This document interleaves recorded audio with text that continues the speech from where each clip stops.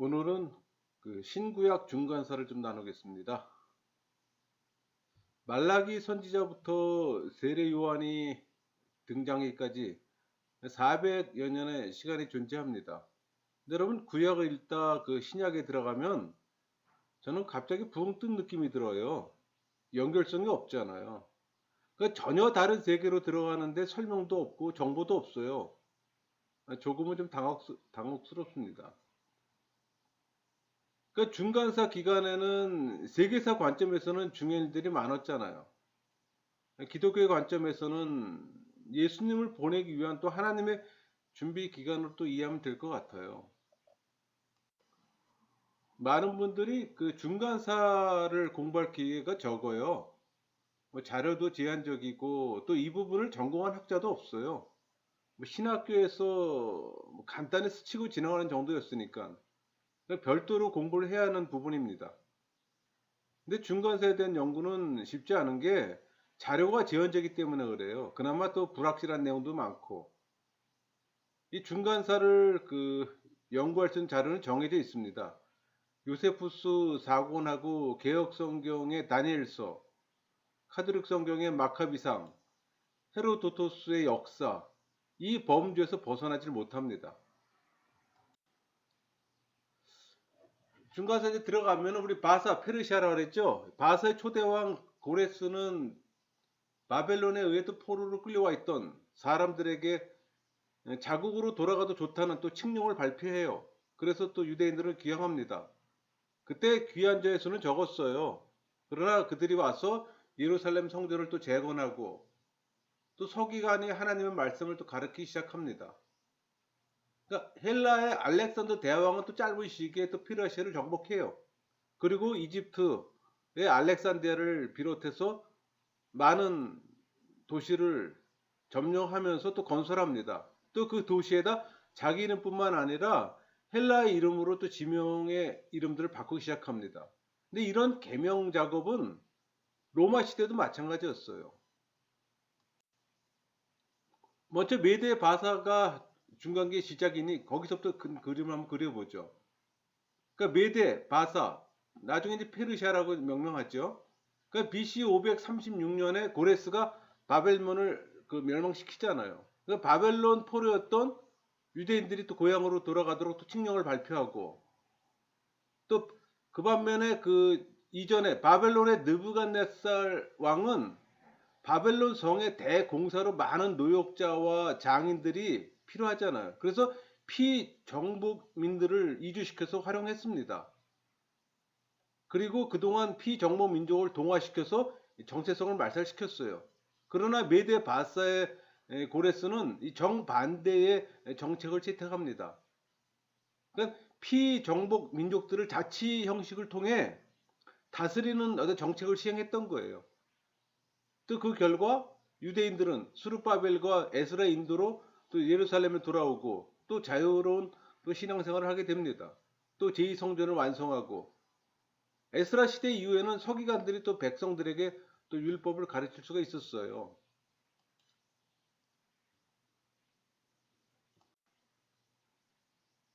우리 페르시아 다음에 헬라 속국이 된 시대가 있잖아요.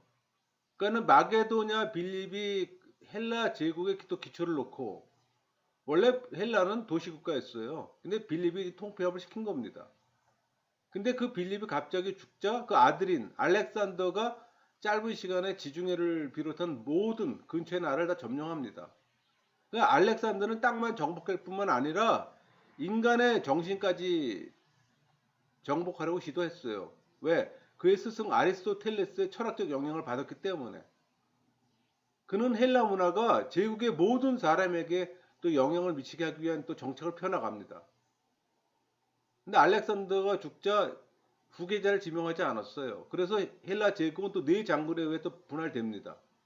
그러니까 프톨레미는 이집트를, 또 카산더는 마케도냐, 그리스를, 또 리시마쿠스는 소아시아, 또 셀루쿠스는 수리아를 또 차지합니다. 여기서 수리아라 하면 메소포타 지역을 얘기를 해요.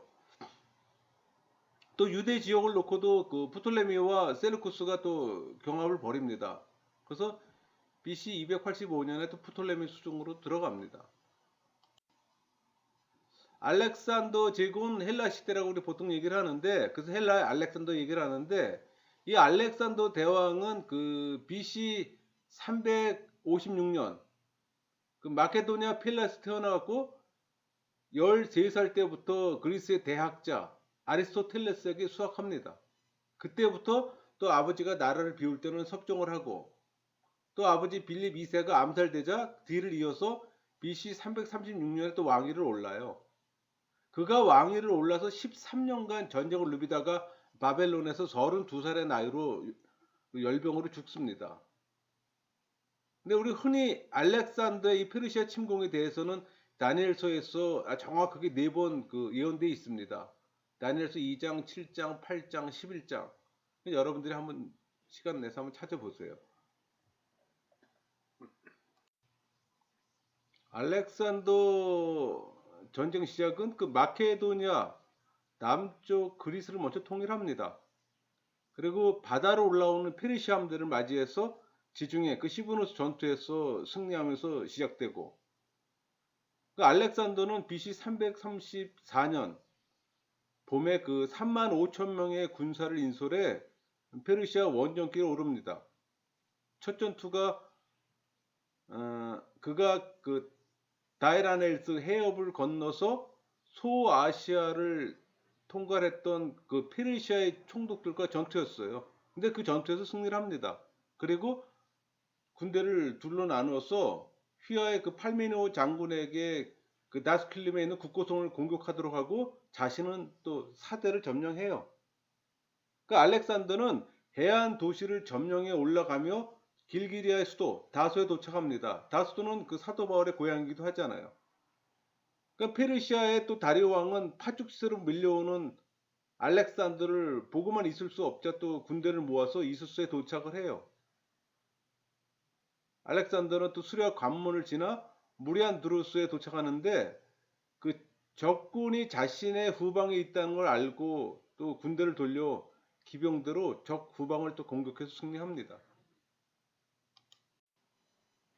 그 이수스 전투에서 패한 다리오 왕은 목숨만 건지고 또 도망을 합니다.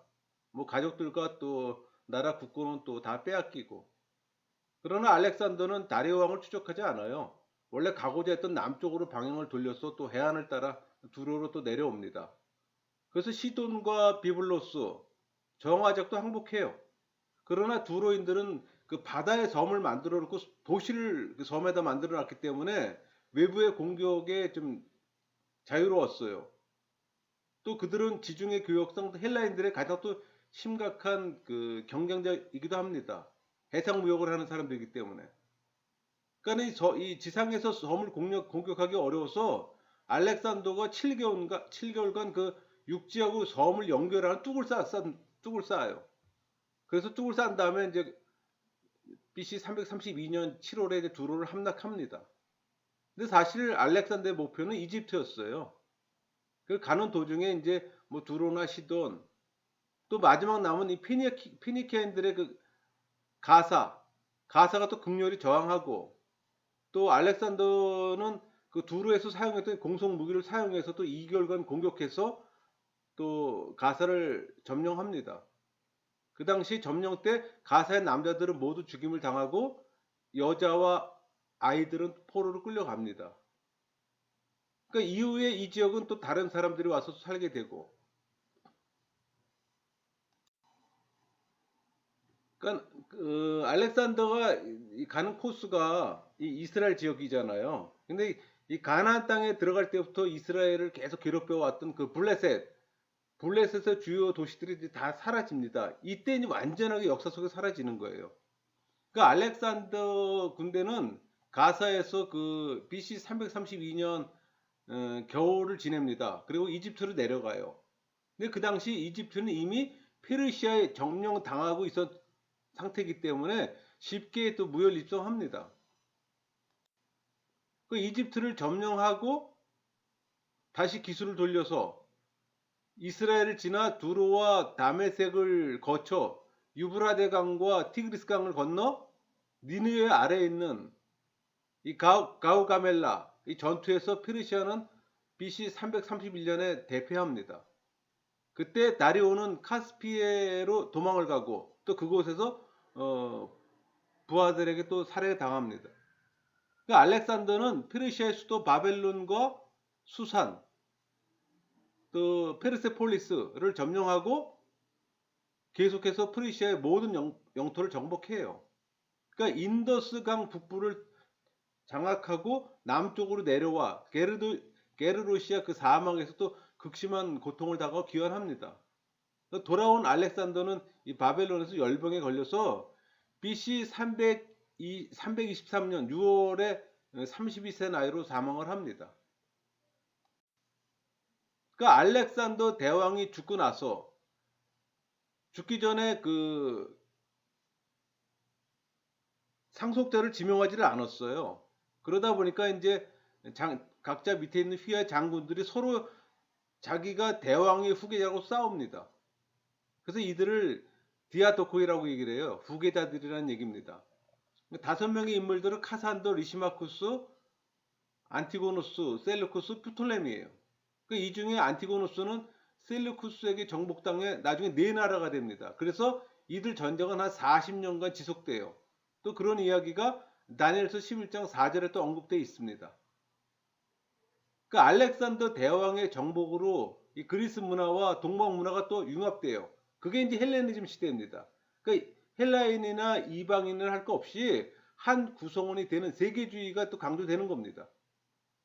언어는 코인의 헬라어인데 이 코인의 헬라어는 이 새로운 세계를 하나로 묶는 통일 언어예요.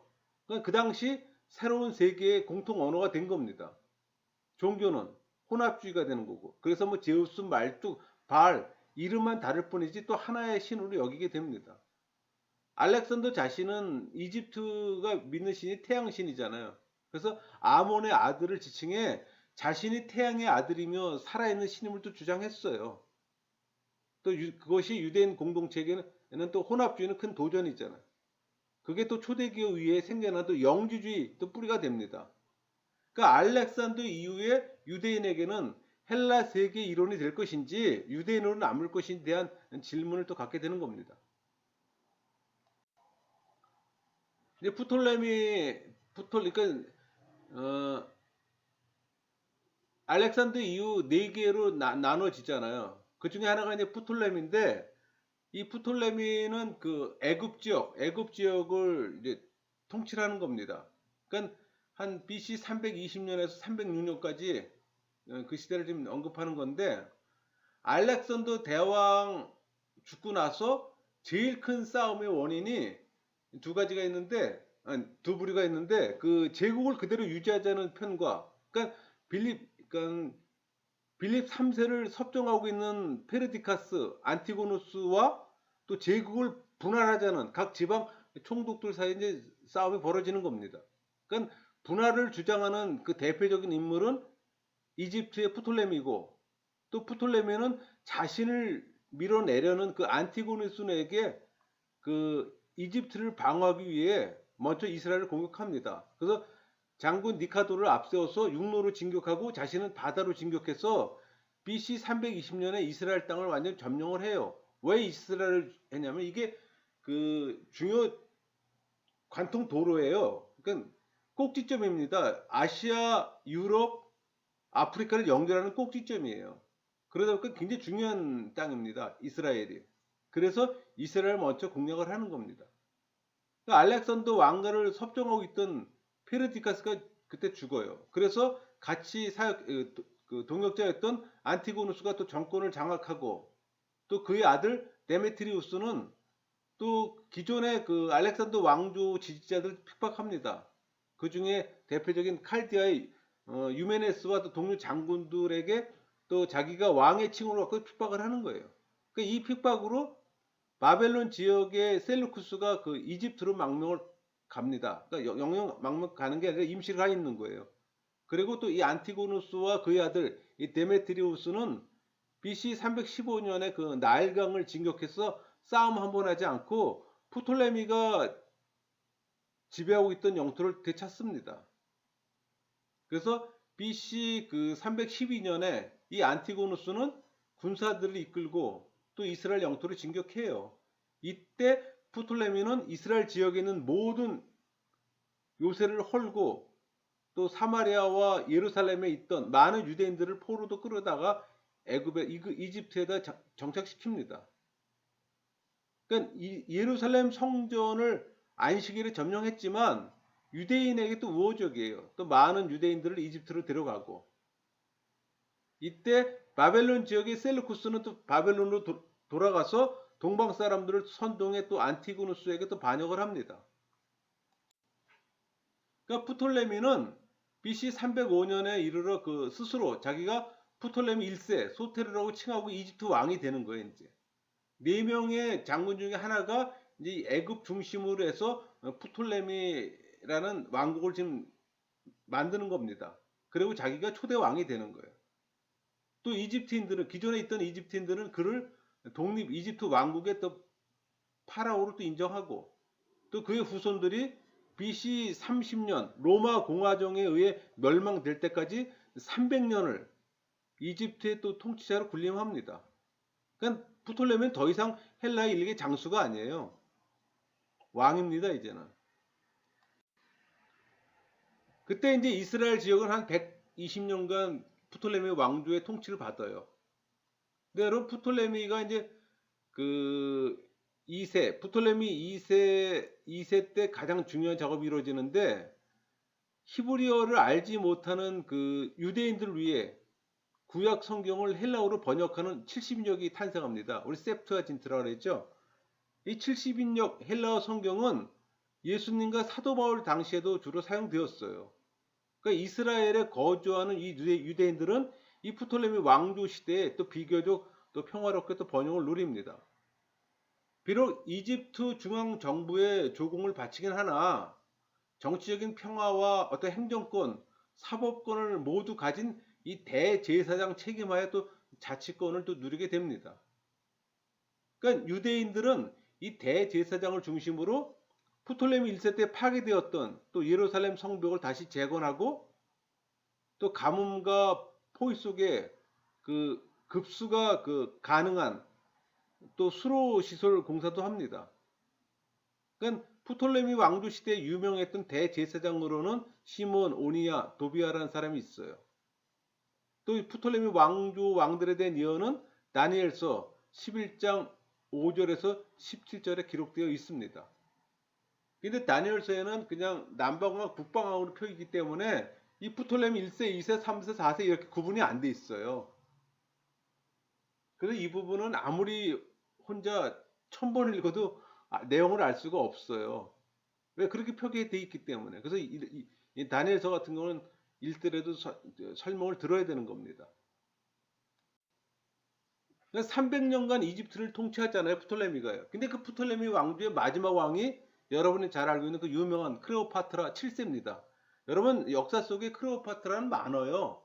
근데 여러분들 알고 있는 클레오파트라는 7세예요. 1세, 2세, 3세 이렇게 해서 나간 7세까지 올라갑니다. 근데 클레오파트라 7세는 처음에는 남동생 프톨레미 13세와 함께 이집트를 통치합니다. 그러다가 BC 48년에 그 동생에 의해서 축출돼요. 근데 그 당시 로마에는 폼페우스와 율리우스 그 카이사르 간의 전쟁의 그 여파가 이집트까지 미쳐요. 그러니까 전쟁에서 이 패배한 폼페우스가 이집트 수도 이 알렉산드리아로 옵니다. 그래서 프톨레미 13세에게 도움을 요청합니다. 근데 그러나 이 프톨레미 13세는 도움을 요청하는 폼페우스를 죽입니다. 그리고 이집트로 쳐들어오는 이 카이사르에게 그 폼페우스의 머리를 바쳐요. 근데 그 상황에서는 지금 이 프톨레미 13세와 이 클레오파트라가 어떤 정적 관계예요. 같이 공동으로 통치를 하지만은 알력이 있다는 얘기예요. 근데 카이사르는 이 형제 간의 대립을 해결하기 위해서 클레오파트라하고 프톨레미 13세를 불러다가 이제 어떤 평화 협정을 맺으려고 그러는데 이미 궁은 프톨레미 13세가 장악을 했기 때문에 클레오파트라가 들어가기에는 너무 위험했어요. 그래서 그러나 클레오파트라 입장에서는 카이사르의 도움을 받아야기에 몰래 들어가야 되잖아요. 그래서 클레오파트라는 융단에 쌓여서 궁에 잠입합니다. 그래서 그게 그 유명한 카이사르와 클레오파트라의 극적인 회동 장면이 여기서 연출되는 거예요. 그러나 동생 프톨레미 13세는 이 공동 정권에 반발합니다. 그래서 이 카이사르와 알렉산드르의 전쟁을 벌려요. 그러나 이길 수가 없죠. 그때는 이미 지중해를 지배하고 있었던 건 로마 제국이기 때문에 그냥 패합니다. 그래서 프톨레미 13세는 전쟁 중에 죽고 그의 동생 프톨레미 14세가 클레오파트라와 함께 즉위를 하는 거예요. 그래서 공동 정치를 하게 되는 겁니다. 그러고 나서 2년간 그 클레오파트라와 그 카이사르 간에 또 썸씽이 있습니다. 그 썸씽의 결과물이 또 아들 케사리온을 낳고 또 BC 46년 그 카이사르는 로마로 돌아갑니다. 그래서 돌아가고 나서 2년 후 BC 44년에 카이사르는 그 브루투스 일당에게 또 살해를 당하고 그러니까 카이사르의 죽음으로 로마는 안토니우스, 옥타비아누스, 레피두스 이 세 명의 실력자가 로마 세계를 3등분해서 3두 정치 시대가 열리는 거예요. 여러분이 잘 알고 있는 3두 정치 시대. 클레오파트라는 그 로마의 동방을 차지한 이 카이사르 진영의 2인자였던 안토니우스와 또 만나서 또 결혼을 합니다. 또 세 아이를 낳고. 그러니까 안토니우스가 이 다소에 있을 때, 그러니까 다소가 저기 사도 바울의 고향이라고 했죠. 그때 클레오파트라가 방문을 해요.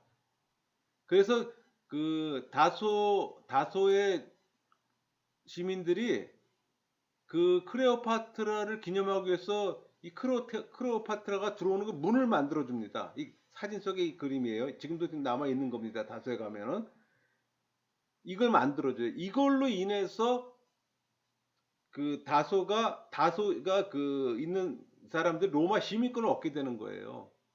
그러니까 사도 바울이 이 다소 출신이다 보니까는 이 사건을 클레오파트라 방문으로 인해서 클레오파트라의 문을 만들어 줌으로 인해서 그때 이제 안토니우스가 다소의 모든 국민에게 로마 시민권을 주는 겁니다.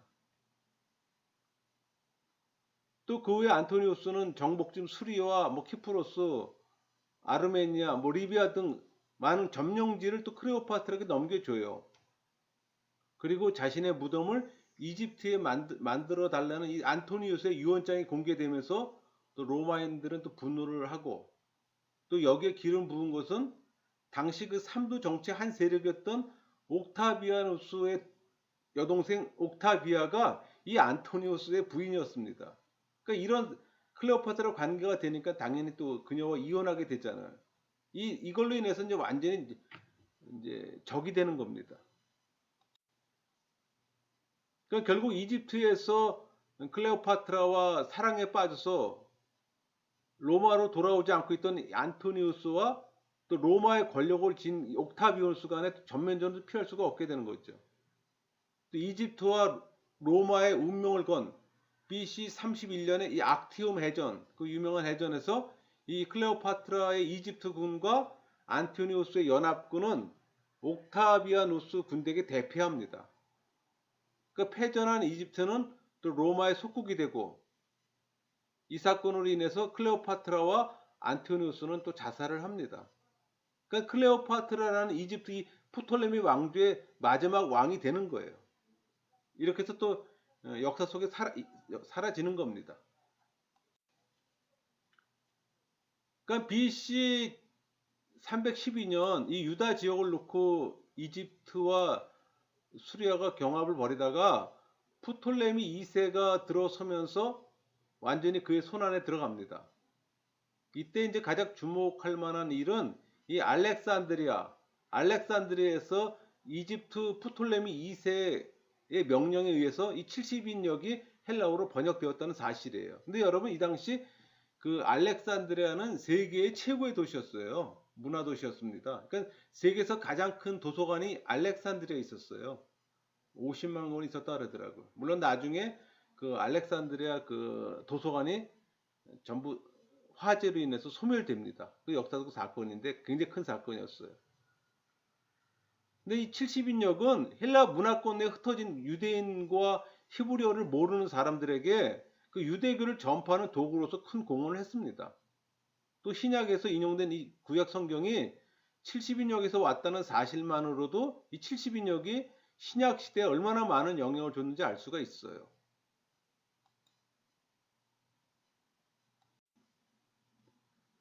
이제 이렇게 해서 이제 시간이 좀 흘러서 이스라엘이 또 수리아 셀루쿠스의 또 속국이 됩니다.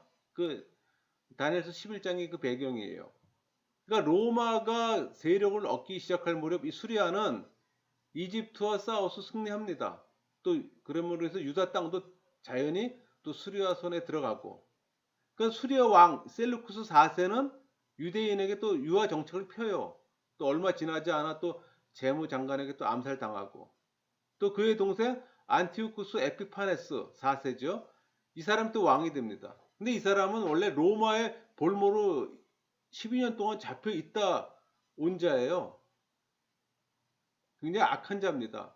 근데 이 사람은 모세율법에 충실한 자들이나 뭐 개종하지 않는 사람 무조건 다 죽여요, 그냥. 그러니까 아주 적그리스도의 대표적인 인물이에요. 이 안티오쿠스 에피파네스 4세는 안식일을 지키는 자, 할례를 행하는 자, 히브리 성경을 가진 자는 무조건 다 처형합니다. 그리고 이방 신상을 세우고 예루살렘 성전 가운데 또 신상 세우고 또 유대인들이 싫어하는 그 돼지피로 제단을 뿌리고, 그러니까 유대인들은 이 사람 이름이 에피파네스가 나타난 신이라는 뜻을 갖고 있어요. 근데 그걸 빈정되는 식으로 해서 그 이름 대신 미친놈이라는 뜻의 에피마네스라고 불렀습니다. 유대인들은. 근데 그 에피파네스가 39년간 통치를 합니다. 그러니까 이 기간 동안 유대인들이 무려 한 4만 명 이상이 또 처형을 당해요. 그러니까 안티오쿠스 에피파네스는 유대인들을 극도로 미워했습니다. 그 완전히 유대인들을 멸종시키려고 했어요. 그렇게 해서 이제 마카비 시대가 이제 이어지는데, 그러니까 안티오쿠스 에피파네스 4세의 정책은 유대교 말살 정책이었거든요. 그러나 그 당시 이제 사실 그 유대인들은 처음에는 아주 소극적으로 저항을 했어요. 그러나 원체 힘이 딸려서 이제 제대로 저항을 못하다가 그 모덴 지역에 우리 짝퉁 제사장 마따디아가 있습니다. 이 마따디아가 아들들과 함께 에피파네스가 보낸 사신을 모두 죽입니다. 그리고 모두 산으로 도망을 가요. 근데 이미 산속에 도망가 있던 유대인들과 합류해서 수리아 군대를 상대로 이제 반란을 일으킵니다. 그래서 힘들을 모아서 이 수리아 군대를 물리쳐요. 그 안티오쿠스 에피파네스 군대를 물리친다는 얘기입니다. 그래서 일시적이나마 예루살렘이 또 해방돼요. 이때부터 하스몬의 통치 시대가 시작됩니다. 이 하스몬이란 말은 마따디아, 이 짝퉁 제사장 이 마따디아의 고조 할아버지 이름이에요. 또 그 가족의 대표적 이름으로 또 통용되기도 하고. 그러니까 유대가 이방의 그 우상 숭배로 더럽혀진 그 예루살렘 성전을 깨끗게 한 날 기념하기 위해서 BC 그 164년부터 매년 11월 25일 한우카 빛의 절기라고 지금도 지키고 있습니다. 그래서 촛불 하루에 하나씩 키면서 8일 동안 촛불 8개 키는, 지금 이스라엘도 가면은 그 한우카 그걸 위해서 아예 그냥 그 벽면에다 한우카 촛대를 아예 설치하는 데도 있습니다. 그러나 그 둘째 아들 시몬이 죽어요. 그래서 그의 아들 요한 힐카노스 1세, 그러니까 대제사장이면서 왕이 됩니다. 근데 이 요한 힐카노스는 영토도 확장하고 그러다 이제 하시딤, 바리세파와 또 불협화음이 돼요. 근데 바리세파가 아직까지는 바리세파가 아니고 그 당시에는 하시딤이었어요. 그게 후에 바리세파로 이름이 바뀌어지는 겁니다. 그런데 그 사건은 그의 아들 알렉산더 그 야네우스가 이제 일으켜요. 그가 즉위 초기에 동생 그 아르스토블루스의 미망과 결혼을 합니다. 그러니까 원래는 이 아리스토블루스 1세와 알렉산드라고 이제 그 부부 관계예요. 근데 아리스토블루스가 1세가 죽어요. 그러자 동생인 알렉산더 야네우스가 알렉산드라와 또 결혼을 하는 겁니다. 미망과 결혼하는 거예요. 그러다 보니 그 바리새인들의 노여움을 또 사게 되는 거고. 그러니까 대제사장으로 해서는 안 될 일을 했기 때문에 그는 또 종교적 직책을 등한히 하고 정복과 세력 확장에 또 주력합니다. 또 그가 죽고 나서 그의 아내 알렉산드라 살로메죠. 이 여자가 또 왕위에 올라요. 근데 자신이 여자이기 때문에 대제사장이 될 수 없음을 알고 아들 힐카누스 2세를 또 대제사장에 임명합니다. 그러나 그녀가 한 10년 통치하다가 죽어요. 그러자 힐카누스 2세의 동생 아르스토블루스 2세가 형을 여리고 근처에서 격퇴시키고 왕위와 제사장을 동시에 차지합니다. 아르스토블루스 2세가. 이때 이두메의 총독 안티파테르, 이 사람이 헤로드 왕의 아버지예요. 피난 중인 힐카누스 2세를 충동질해요. 그래서 너 힘이 어려우면은 지금 로마 폼페이 장군이 지중해 중심으로 점령하고 있는데 그 사람을 불러와서 도움을 요청하자. 그리고 네 동생 아르스토블루스를 2세를 추방하자. 이런 모의를 합니다. 그래서 폼페이 군대한테 요청을 합니다. 그리고 폼페이 군대는 또 들어오게 되고 그때 예루살렘 성문을 열어준 게 힐카누스 2세예요. 그러니까 쉽게 예루살렘 성이 함락됐죠. 이걸로서 실질적인 마카비 시대는 끝이 나는 거예요. 이제부터는 로마의 속국 시대가 되고 헤롯 왕가의 통치가 시작되는 그런 계기점이 되는 겁니다. 근데 로마 폼페이 장군이 들어올 때 북쪽에서 공성을 위해서 그 토성을 쌓고 쳐들어와요. 그때가 이제 유대인 안식일인데 그 당시 예루살렘은 그 동서남쪽은 그 골짜기가 있기 때문에 쉽게 공격하기 어려웠어. 기드론 골짜기, 여기 무슨 골짜기, 중앙 골짜기, 이런 골짜기로 인해서 제일 평지랑 연결된 거는 저 북쪽이었습니다. 근데 이때 쳐들어온 날이 안식일이죠. 안식일 날은 유대인들은 싸움을 안 하잖아요. 전쟁을 안 하죠. 그래서 그냥 무기력하게 당합니다. 예배하고 있는 중에 당한 거예요. 그래서 이날 요세푸스 기록에 의하면 1200명이 죽었다고 전하고 있습니다. 그러니까 힐카노스 2세의 요청에 의해서 폼페이 장군이 또 예루살렘을 점령하면서 또 교활한 또 정치 세력이 등장하는데 그자가 아까 얘기했던 안티파테르예요. 그러니까 이두메 사람의 이 사람은. 그러니까 힐카누스 2세 편에 있다가 이두메 지역의 통치자가 되고 또 이후에 로마 정권에 들어오니 또 로마 정권하고 붙어서 또 폼페이하고 손을 잡는 겁니다. 그는 폼페이로 하여금 예루살렘을 점령하고 다스릴 수 있도록 도와줘요. 또 나중에는 시저가 강해지면 또 시저와 또 손을 잡고. 그러니까 정치술이 탁월한 거죠.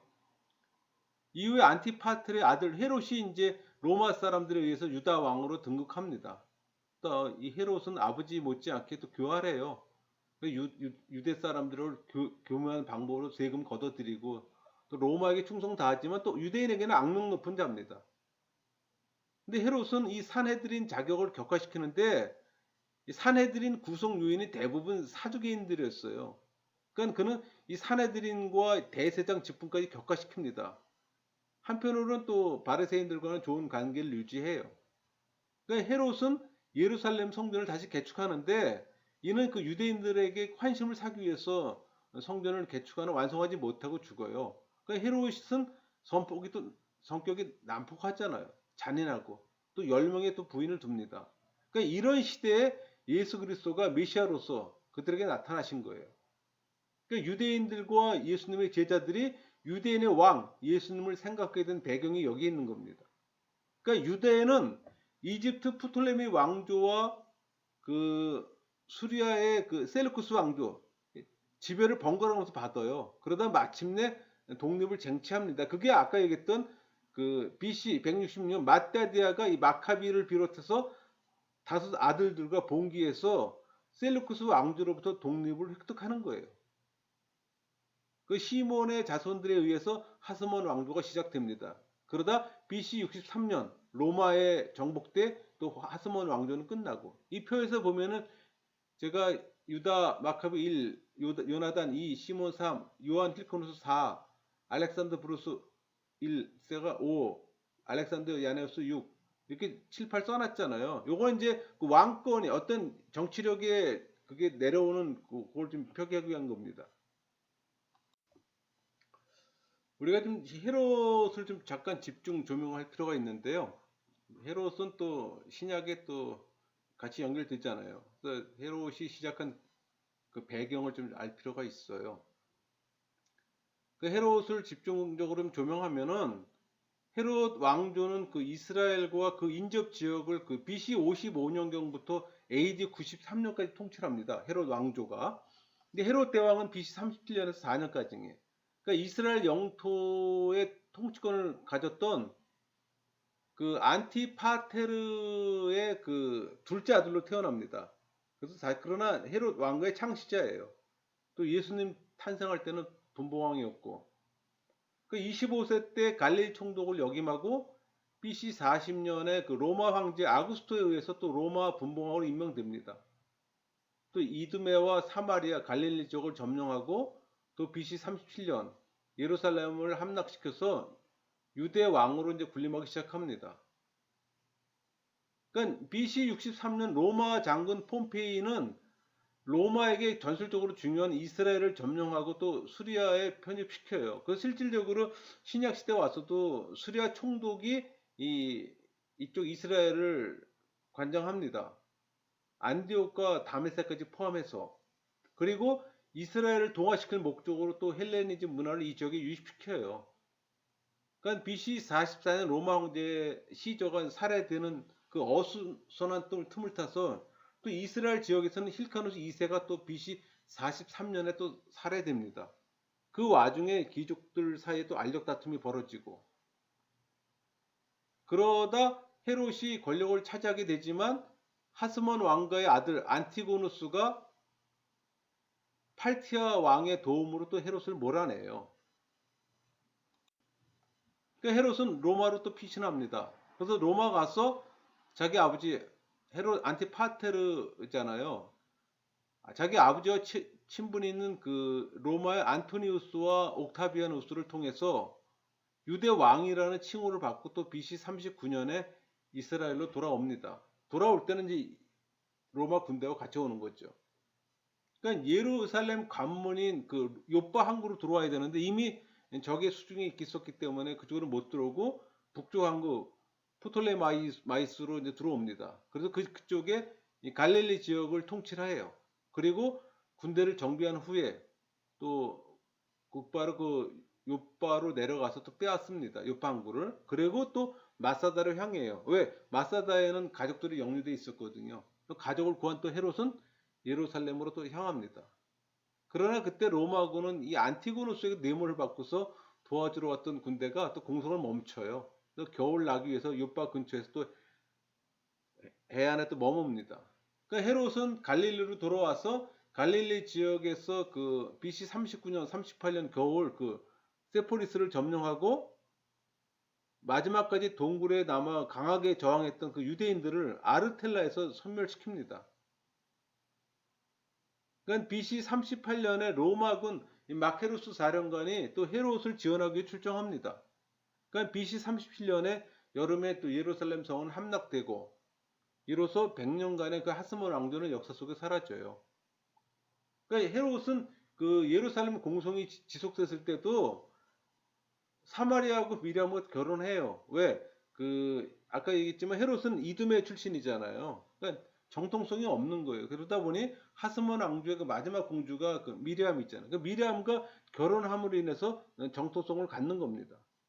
그러니까 예루살렘 함락 후에 또 헤롯은 안토니고누스를 또 처형해요. 아까 안티고누스가 그 팔티아 연합군과 연합해서 자기를 쫓아냈었잖아요. 그러니까 이제 꾸쳐낸 대상을 이제 처형을 하는 거죠. 그리고 유대 통치자로 이제 정식으로 부상을 하는 겁니다. 헤롯은 이스라엘의 귀한 이듬의 출신이잖아요. 아까 얘기한 것처럼 정통성의 문제가 항상 걸림돌이었습니다. 그래서 하스몬 왕과 그 미리암과 결혼했던 게 바로 그런 이유고, 이 사두개파 제사장들도 처단합니다. 그래 모든 권력을 이제 손에 넣어요. 왜? 그게 가능했던 게 그의 뒤에는 로마 권력이 있었잖아요. 그래서 이스라엘인들은 그를 좋게 생각하지 않았어요. 그러나 그것을 잘 알고 있는 게 헤롯은 많은 도시를 또 재건하고 국가를 안정시키려고 노력합니다. 그러니까는 그 와중에 또 옥타비아누스가 악티움 해전에서 그 안토니우스와 클레오파트라하고 싸워서 승리하잖아요. 그때 패한 그 안토니우스와 교분이 있었던 것이 헤롯이에요. 그 헤롯이 이제 선택을 해야 되는 거예요. 살아있는 클레오파트를 등에 돌림으로 또 옥타비아누스라 또 호감을 삽니다. 그래서 또 갈릴리 주위에 몇 개 도시를 또 하사받아요. 또 그는 통치 중에 그 수많은 건축 공사를 합니다. 뭐 황제 신전이나 극장, 뭐 경기장, 체육관, 목욕탕, 우리가 알고 있는 그런 것들을 상당히 많이 져요. 또 새 도시를 건축하고, 그리고 예루살렘을 로마식으로 바꾸려 합니다. 또 그는 이 유대인들의 마음을 얻기 위해서 성전을 건축하고 또 사마리아를 재건해 황제의 이름을 기념하기 위해서 그 이름을 따서 세바스테라고 또 불렀습니다. 또 새로운 항구 도시 가이사라도 마찬가지. 황제의 이름을 따서 했던 거고. 요새와 또 왕궁을 건축하고. 근데 이런 대규모 공사들이 전부 다 그 로마 정책이에요. 그러면서 그는 헬라주의자들만 요직에 앉히고 그러다 보니 또 바리새인들의 또 반발을 삽니다. 그러니까 로마 통치 시대가 시작되는 거예요. 이제 이때 일어나는 복잡한 일들과 관련된 인물들을 간단히 언급할 수밖에 없어요. 긴 내용들이기 때문에. 근데 이때부터 그 유다 역사에서 빼놓을 수 없는 인물이 아까 얘기했던 안티파테르와 아들 헤롯입니다. 그러니까 안티파테르는 처음에는 폼페이 장군을 지지했으나 BC 48년에 폼페이가 몰락하자 방향을 바꿔요. 그래서 시저를 지지하는 겁니다. 그러나 지나친 로마 의전과 그의 또 출신 지역 혈통이 이두메 출신이잖아요. 에도믹 지역이잖아요. 그러니까 당연히 유대인의 미움을 받을 수밖에 없어요. 그러다 BC 43년에 안티파테르가 독살당합니다. 또 BC 42년 안토니오가 빌립보 전쟁으로 또 이 권세를 잡자 그는 또 안티파테르 아들 파사엘은 첫 번째 아들이에요. 아들과 헤롯 두 번째 아들이 유다 분봉왕으로 또 임명해 또 다스리게 합니다. 이때 추출된 그 아리스토블루스 2세의 아들 안티고누스가 팔티아와 연합해서 예루살렘을 점령하잖아요. 그때 아까 얘기했던 헤롯이 로마로 도망가는 겁니다. 로마 도망가서 안토니아 그 환심을 사갖고 유대 왕이라는 칭호를 받고 예루살렘에 돌아왔잖아요. 그러니까 그때까지 명맥만 유지했던 이 마카비 가문의 통치의 어떤 종말을 구하게 되는 겁니다. 그래서 유대는 로마의 속국으로 들어가는 거예요. 그러니까 헤롯은 로마의 힘을 빌어서 또 헬라 정책을 급진적으로 수행하고, 그러니까 유대인에게는 유대인처럼, 이방인에게는 이방인처럼 또 행동해요. 그가 이 힐카누스 2세의 그 손녀인 미리암과 정통성의 문제로 결혼을 했다 그랬잖아요. 근데 이거는 유대인들을 기쁘게 하려는 의도였어요. 어떤 정치적으로는 유화책을 핀 겁니다. 헤롯은 이드메 출신이잖아요. 그러니까 대제사장이 될 수 없기 때문에 대제사장을 격화시키는 정책을 썼던 거예요. 그는 정치가지만 유능한 사람이었습니다. 또 건축가로서 많은 업적을 남겨요. 그러니까 로마에서도 인정할 정도였으니까 오죽하면 로마에서 하는 얘기가 헤롯의 건축물을 보지 않고서는 건축물을 논하지 말라 할 정도로 대단한 건축가입니다. 그러니까 성전의 재건을 가장 눈여겨볼 사업인데 예루살렘 성전을 건축하는데 레인 1000명을 건축가로 훈련을 시킵니다. 그것도 10년간 걸쳐서. 그러고서 첫 단계를 완공시켜요. 바로 예수님의 제자들이 자랑했던 그 성전입니다. 우리 마가복음 13장 1절에 나왔던 그 성전. 제자들이 보면서 얘기했던 그 성전. 그러니까 BC 20년엔 또 세금의 3분의 1을 감면해주고 또 6년 후에 또 4분의 1을 삭감을 해줘요. 나름대로 친화 정책을 계속 피는 겁니다. 또 그뿐만 아니라 바리새인들에 대해서 존경하는 태도를 또 보임으로써 또 유연한 관계를 가져요. 근데 문제는 헤롯이 예루살렘 성전 문에다 거대한 금독수를 세워요. 로마를 상징하는. 또 그걸로 관계 깨집니다. 근데 사실 헤롯의 가정생활은 불행해요. 아버지가 독살 당하고 또 그 독살로 인해서 늘 자기도 언제 독살 당할지 모른다는 의심 속에서 의심병에 걸려요. 병적으로. 그러다 보니까는 주변의 사람들이 다 의심스러운 거야. 그래서 아내도 죽이고 아내도 둘이나 죽여요. 아내가 열 명 있다 그랬잖아요. 두 명이나 죽여요. 그리고 또 뭐 처남 또 아들도 셋 죽이고 자기 모친도 죽여요. 모친이 그 사이프러스 사람 모친도 죽여요. 또 더군다나 아기 예수님을 죽이기 위해서 베들레헴에 있는 2살 이하의 사나이들 전부 다 죽이잖아요. 그는 죽을 때 또 국민들이 자기를 위해서 울지 않을 걸 염려해서 많은 그 유능한 지도자들도 가둬놓습니다. 그리고 자기랑 같이 죽게 만들려고 했어요. 근데 자기가 먼저 급하게 죽는 바람에 이 계획은 실패가 됐죠. 그 헤롯이 사망한 후에 유언에 따라서 영토는 세 아들에게 분배됩니다. 아켈라오는 이스라엘 남쪽 유다 지역을 했던 거고 빌립은 저 북동쪽 바타네아 쪽이고 그다음에 이제 안티바스는 갈릴리와 베레아 지방을 다스립니다. 그 아켈라오는 분봉왕이라는 칭호로 9년 동안 이 유대 지역을 통치하면서 그 유대인들을 억압하는 정책을 폈어요. 그래서 나중에 유대인들 너무 힘들다 보니까는 장로들이 로마 황제에게 상소를 합니다. 그래서 AD 6년에 아구스토 황제가 그를 면직시켜 추방해요. 그러니까 이 아켈라오는 집권 초기 때부터 예루살렘의 폭동을 진압하기 위해서 강제 수단으로 진정시키면서 또 유대인들의 원성이 높았어요. 결국 나중에 아켈라오가 추방되고 나서 로마 총독이 들어오게 되는 겁니다. 그러니까 그래서 유대 지역은 로마 총독이 이제 통치를 하게 되는 거예요. 더 비극적인 거죠. 지배받는 나라의 그 군대 장관으로부터 이제 지배를 받게 되는 거니까. 그래서 이때 나오는 게 이제 누구의 그 본디오 빌라도 그 사람이 5번째가 아마 그럴 겁니다. 그때 이 아켈라오가 통치하던 지역을 총독 제도로 전환되면서 이제 등장했던 인물이에요.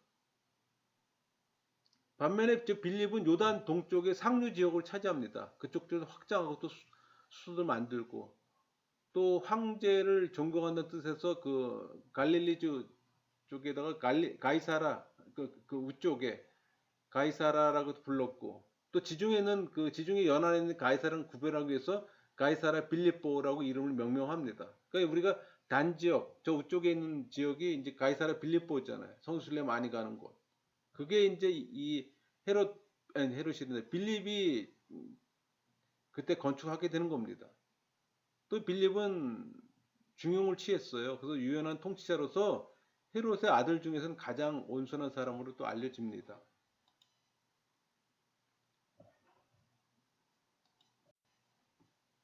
이 헤롯 안디바스는 헤롯 아들 중에서 가장 유능했습니다. 그러니까 아버지 헤롯처럼 헬라 문화 장려자예요. 또 위대한 건설가이기도 하고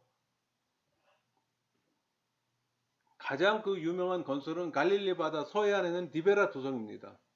그 황제 디베라를 기념해서 지은 거예요. 이 문제는 공동묘지 위에다 건설했어요. 그러니까 유대인들이 부정하게 여기죠. 또 그는 그 로마 여행하는 도중에 서민이 된 그 동생, 배다른 동생 빌립과 같이 유숙하게 되는데 이때 그 빌립의 아내 헤로디아에게 또 반합니다. 또 청혼하고 그러니까 자기의 현재 부인 도리스가 있음에도 도리스가 나바티아 왕국의 그 공주거든요. 근데 그녀와 결혼해서 이미 그 부인이 있음에도 불구하고 이 배다른 동생 빌립의 아내 헤로디아를 아내로 맞이합니다. 근데 이거는 부정한 행위잖아요. 배다른 동생의 아내를 취하는 거기 때문에. 그러다 보니까 유대인들의 지적을 받습니다. 또 세례 요한의 비판도 받고 또 예수님의 책망을 받고. 그러니까 이때 이제 그 도리스 현재 부인 도리스가 나바티아 왕국의 공주잖아요. 그러니까 딸의 강제 이혼에 분노를 느꼈던 이 나바티아 왕은 또 보복할 기회를 또 기다리고 있습니다. 그래서 AD 36년에 베레아를 침공해서 또 안디바스 군대를 또 섬멸시킵니다.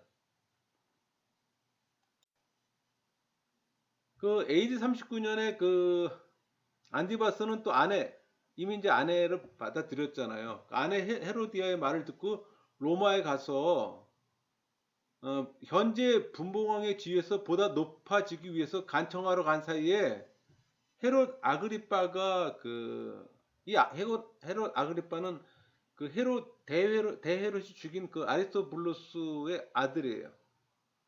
이 헤롯 아그리빠가 먼저 황제에게 고발을 합니다. 그래서 헤롯 안티바스는 더 높은 지위를 받으러 가다가 오히려 분봉왕 직위를 내놓게 돼요. 그 자리를 오히려 뺏깁니다.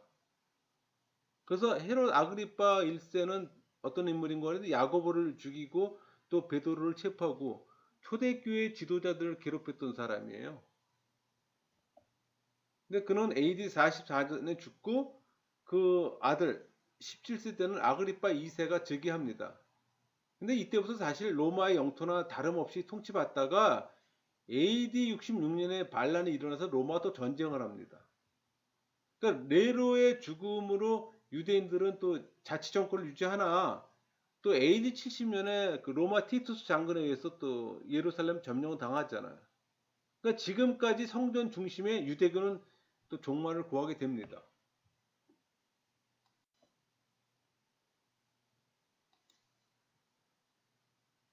그러니까 이스라엘 유대교 안에는 종파들을 보면은 몇 가지가 있잖아요. 바리새인, 헤롯, 에스네파, 열심당, 서기관, 사두개인 이렇게 있습니다. 그럼 먼저 이제 바리새파를 좀 보면은 하시딤, 하시딤이라는 이름을 쓰는 이들은 그 히브리어로 경건한 사람의 뜻이에요. 그 하시딤들은 의식상 부정을 가져올 만한 것들은 모두 피합니다.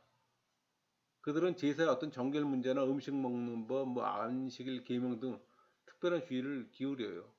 이 바리새파는 율법의 수호자들이에요. 그러니까 헬레니즘을 막는 어떤 방파제 역할을 감당합니다. 또 이들은 기록된 토라, 즉 모세 오경과 마찬가지로 구전 토라, 즉 미시나죠. 미시나도 똑같은 권위를 부여하고 이 미시나는 다시 또 아모라의 토론과 설명이 덧붙여서 또 탈무드로 편찬됩니다. 그러니까 탈무드는 이 미시나를 본문으로 해서 주석이 추가된 겁니다. 그라마 주석이 추가된 거예요. 그러니까 이 미시나는 반복하다는 의미를 갖고 있는데 히브리어 동사 샤나에서 파생된 겁니다. 그러니까 유대인의 교육 방법은 이 구전된 율법의 내용을 반복해서 학습하는 거예요. 그것 때문에 이 반복이라는 의미를 지닌 이 미시나는 동시에 또 가르침을 의미하기도 합니다. 또 그 가르침은 유대교의 전통적 어떤 규범에 대한 가르침이기 때문에 유대인의 그 전통적 율법을 또 의미하기도 해요. 그래서 우리 마가복음 7장 3절에 나오는 이 장로들의 전통이라는 말이 이 미시나를 가리키는 거예요. 이 미시나는 뭐 시야, 절기, 여성, 손해, 성물, 정결 등 6편으로 되어 있어요. 또 각 편마다 다시 또 여러 항목으로 세분화되어 있고 우리가 뭐 거기까지는 볼 필요는 없는 것 같고 이 바리새파 안에는 또 율법을 엄격히 해석하는 샴마이 학파와 또 부드럽게 해석하는 힐렐 학파가 있습니다. 그러니까 우리 복음서에서 누가복음 11장 46절에 너희 율법 교사여 지기 어려운 짐을 사람에게 지우고 너희는 한 손가락도 이 짐에 대지 않는도다 할 때 이 율법 교사들은 이 바리새파의 샴마의 추종자들입니다. 그런데 예루살렘 성전이 무너진 뒤 국민 세간의 어떤 재건을 위해서 또 주도적 역할을 한 것은 힐렐 학파예요. 대표적인 사람이 요하나 벤 자카이.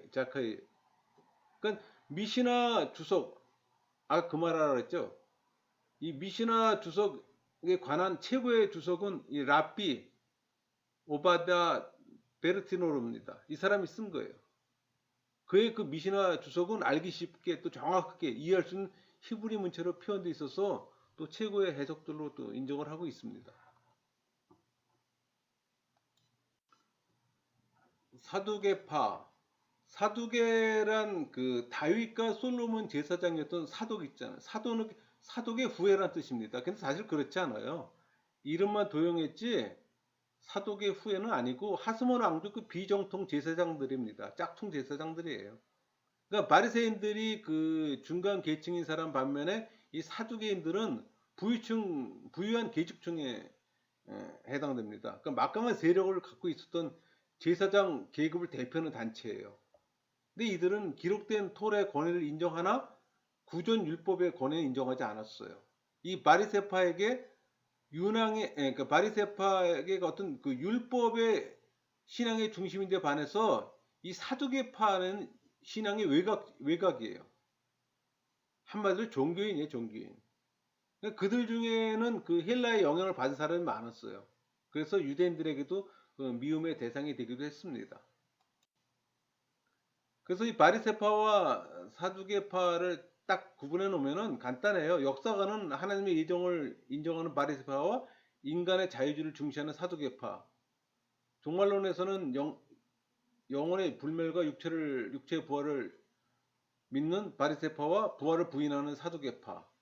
또 천사와 마귀의 존재를 인정하는 바리새파와 천사와 마귀의 존재를 부인하는 사두개파. 구약과 미시나를 권위 있게 받아들인 반면에 사두개파는 오직 모세오경에만 권위를 둔다는 그런 차이가 좀 있습니다.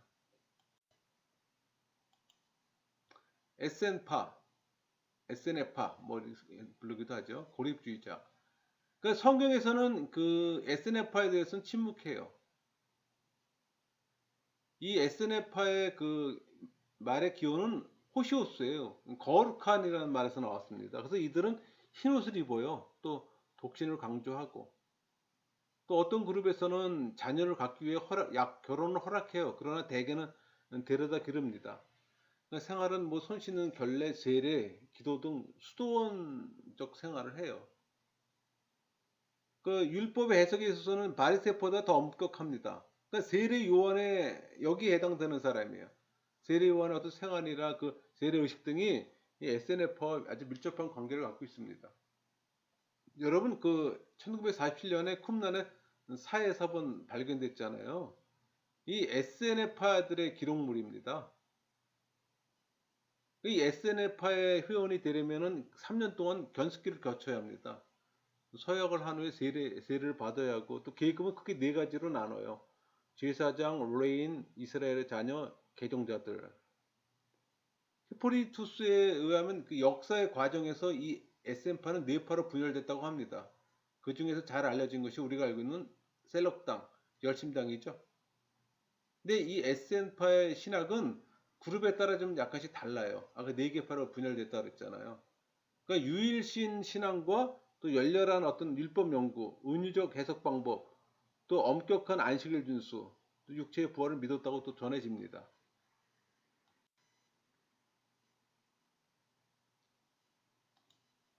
열심당원, 열심당을 다른 말로 하면 시카리오스입니다. 단도를 쓰는 사람, 자객들을 얘기해요. 그 이유는 그 옷 속에 단검을 숨기고 다닙니다. 그러다 불만의 대상이 있으면 순식간에 찌르고 군중소로 도망가는 거예요. 그래서 붙여진 이름이 이제 시카리오스인데 요세푸스는 그 마태복음 27장 38절에 나오는 강도가 이 열심당원이라고 얘기합니다. 또 마가복음 15장 7절에 나오는 바라바가 이 열심당원이라고 얘기하고 그리고 여러분 예수님의 12제자 가운데도 열심당원이 있었어요. 우리 예수님 제자 중에 시몬이라 부른 사람 두 사람 있었잖아요. 우리가 잘 알고 있는 시몬 베드로와 또 한 제자는 그 잘 알려지지 않았던 셀롯 시몬 있잖아요. 우리 누가복음 그 6장 15절에 나온 셀롯이라는 시몬. 근데 여러분 셀롯이 헬라어 원문에는 열심당원으로 표기됩니다. 이 신약 성경에는 셀롯 시몬의 개인적인 역사가 없을 뿐만 아니라 12제자 거의 끝물에 기록되어 있어요. 뭐 그가 어떤 사람이든 뭐 예수님께서 열심당원을 제자로 부르셨다는 사실은 놀라운 일입니다. 이제 우리가 헬레니즘을 좀 봐야 될 텐데 헬레니즘 시대는 그 알렉산더 대왕이 그 사망하고 나서 BC 323년에서 그리스 심장부가 그 로마에게 병합된 BC 146년까지 기간을 얘기를 합니다. 근데 이게 상당히 중요한 우리 기독교에서는 또 중요해요. 이 부분이. 그러니까는 헬라 문화 중에서 철학이 기독교에 영향을 줬는데 어거스틴이 신플라톤 철학을 통해서 개신교 교리 체계를 세웠고 반면에 토마스 아퀴나스가 아리스토 철학을 통해서 이 카톨릭 교리적 체계를 세운 것만 해도 분명합니다. 그러니까 헬라 철학으로는 플라톤주의, 영지주의, 뭐 에피큐리안주의, 스토아 철학들을 들 수가 있는데 그 중에서도 스토아 철학이 많은 영향을 줬습니다. 스토아 철학은 제노에에서 시작되었는데 이 스토아란 그 의미가 페인트 칠한 현관이라는 뜻이에요. 그러니까 아덴의 그 시장터에 있으면서 이곳에 제노가 제자들을 모은 데서 유래한 말입니다. 중요한 것은 로고스를 세계 질서로 본 것과 하나님을 세계 영혼으로 본 이 범신론적 견해와 이 도덕적 가치 체계에 대한 강조예요. 그러니까 도덕적 가치에 있어서 선, 악, 중립이라고 이렇게 나눠 세 가지로 나눕니다. 그러니까 자연과 조화를 이루는 것이 선이고 감정은 실체가 없는 해로운 것이고 또 완전한 자기 절제성을 해야 된다고 말합니다. 그러니까 스토아 철학은 고상하긴 하지만 우리 기독교와는 다른 점이 많아요. 그들은 어떤 뭐 자유의지나 악의 존재를 인정하지 않아요. 또 악을 선의 일부로 보기 때문에 또 개혁이나 변화를 배제합니다. 또 그들의 신은 비인격적 존재예요. 그래서 인간의 일에서는 인격적 관심을 갖지 않아요. 그런데 헬레니즘 가운데 기독교에 끼친 가장 중요한 이 영향은 신약 성경이 헬라어로 기록되었다는 점입니다. 여러분 헬라어는 시대에 따라 크게 네 수로 나눠요. 고전 헬라어, 헬라 시대 헬라어, 비잔틴 헬라어, 현대 헬라어가 있어요. 그래서 우리 신학교에서 배울 때 이런 구분들이 되는데 헬라 시대의 헬라어도 문어체 헬라어가 있고 코인의 그러니까 일반 헬라어가 있어요. 그러니까 중요한 것은 성경이 코인의 헬라어로 기록되었다는 점입니다. 그러니까 일반 시민들이 대화할 때 사용하는 헬라어로 기록된 거예요. 그래서 헬라어는 활기가 있고 신선하고 살아 움직이는 맛이 있다고 표현들 합니다. 로마 제국주의. 여러분 유대교 헬레니즘과 함께 기독교에 영향을 준 것은 로마 제국주의입니다.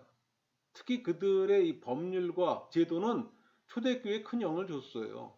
실천 줬던. 당시 거친 어떤 양식이나 음악, 예술, 또 중세기 그 꽃을 피우기까지 계속적으로 영향을 줬습니다. 왜? 로마 지배하에서 팍스 로마는 600년 동안의 시간이 있었잖아요. 600년의 시간이 짧은 시간이 아니잖아요. 그뿐만 아니라 로마의 세계 통일은 행정의 통일, 뭐 교통의 편리, 언어의 통일을 통해서 또 복음 전파에 또 결정적 영향을 미쳤습니다. 당시 로마의 길은 눈부신 어떤 토목 사업의 어떤 힘입어 이루어진 거예요. 그래서 모든 길은 로마로 통한다고 그런 표현들 하고 있잖아요. 마치 복음을 위해 길을 준비하라도 하듯이 또 이 길을 통해서 복음은 또 세계로 뻗어나갔던 겁니다. 외경, 우리가 외경도 이 그 신구약 중간사에서 등장하는 부분들인데 그 외경 문학을 그 헬라어로 아포크리타 그렇게 얘기를 합니다. 숨긴 책이라는 뜻이에요. 근데 이것은 유대교 전통에서 대단한 중요한 가치를 가집니다. 그래서 카톨릭에서는 제2경전으로 지금도 사용하고 있어요. 특히 외경 중에서 마카비상은 BC 2세기 그 역사 자료로서 당시 종교적 의식과 신앙을 아는 데 도움을 줍니다. 또 성전에 대한 숭배 사상은 역사서뿐만 아니라 토비소에서도 나와요. 그러니까 예루살렘 순례와 11조를 또 적극 권장합니다. 그러니까 율법은 성경을 보완하는 역할을 했는데 그 이전 시대보다 더 강조하고 있어요. 그러니까 토비소를 보면은 모세의 율법 준수에 또 역점을 두고 있습니다. 그래서 벤시락은 이 율법이 지혜의 핵심이라고 또 묘사해요. 그러니까 이런 사상은 축복받은 율법을 수호하기 위해서는 죽음도 불사해야 한다는 그 사상 속에 그 기초가 또 이미 놓여져 있습니다. 특히 주목할 만한 것은 종말론에 대한 개념이 많이 발전했다는 겁니다. 그러나 국가에 대한 종말론이지 개인의 종말론은 아니에요. 그런데 이 두 가지 종말론이 죽은 자의 부활이라는 그 신조를 통해 종합된 것이 묵시문학에서 의합니다. 그러니까 묵시문학은 그들의 어떤 영적인 견해에 있어서 히브리 전통에 서 있어요. 특히 부활 교리뿐만 아니라 하나님의 왕국 사상, 또 메시아가 장차 오셔서 통치한다는 사상은 기독교 탄생에 또 큰 공헌을 했습니다. 그러나 신약 성경과 많은 점에서 교리적 차이가 있어요. 그래서 우리는 이걸 감안해서 참고로 봐야지 외경서에 뭐 지나친 비중을 둘 필요는 전혀 없습니다.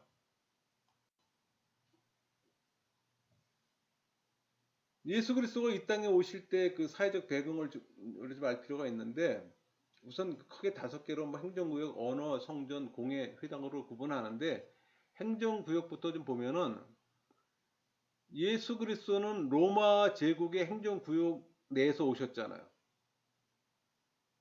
그래서 천지를 창조하신 하나님의 아들이심에도 불구하고 이 땅의 제도에 또 구애를 받아야 되는 겁니다.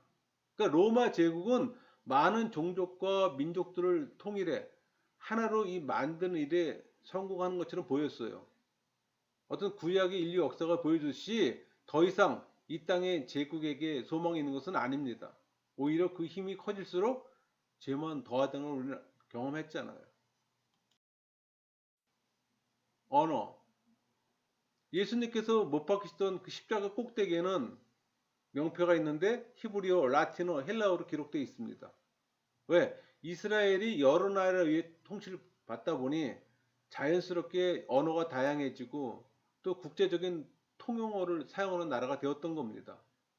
라틴어는 당시 로마 언어예요, 여러분. 헬라어는 그리스나 로마가 점령한 지역에 유입됐고 또 이스라엘에도 널리 이용됐어요. 그러니까 대다수의 유대인들이 사용하는 용어는 언어는 아람어예요, 여러분. 아람어를 사용했습니다. 히브리어는 유대인 전통 어떤 종교적인 전통 언어입니다. 그러니까 실질적으로 라틴어, 헬라어, 아람어, 히브리어를 다 사용했던 거예요, 그 당시에는. 그러나 세계 공통어는 이제 헬라어가 되겠죠. 성전. 예루살렘 성전이야말로 유대인의 또 하나님 예배의 구심점입니다. 그러니까 BC 1000년경에 그 솔로몬이 건축한 성전이 있잖아요. 근데 그 성전은 BC 586년 유대인들이 바벨론 포로로 잡혀갈 때 이미 파괴됐잖아요. 그 후에 수르바벨이 그 BC 515년 제2성전 복구하고 또 로마 시대 와서 헤롯이 유대인의 환심을 사기 위해서 또 웅장한 규모로 또 성전을 재건합니다. 그러나 이 성전도 예수님의 예언대로 AD 70년 로마 티투스 장군에서도 파괴됐잖아요.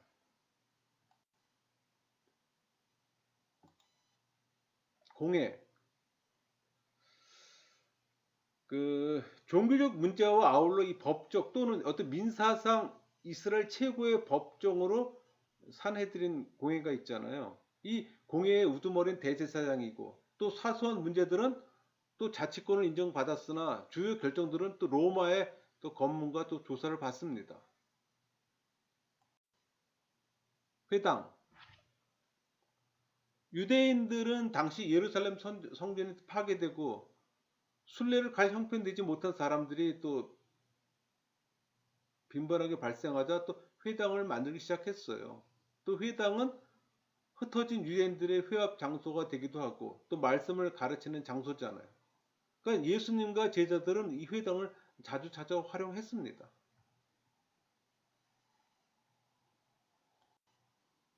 정리할게요. 여러분 신구약 중간사를 살펴봄으로써 우리는 신약 성경에 나오는 어떤 역사적 사실들이 또 구약의 바탕을 둔 것임을 또 분명히 알 수가 있습니다. 그러니까 400년 동안 하나님은 비록 침묵하셨지만 여전히 또 역사 속에 개입하세요. 또 그리스도를 보내실 때 그 때를 또 만들어 가시고. 그러니까 메시아가 오실 수 있는 어떤 배경과 환경을 조성하였던 겁니다.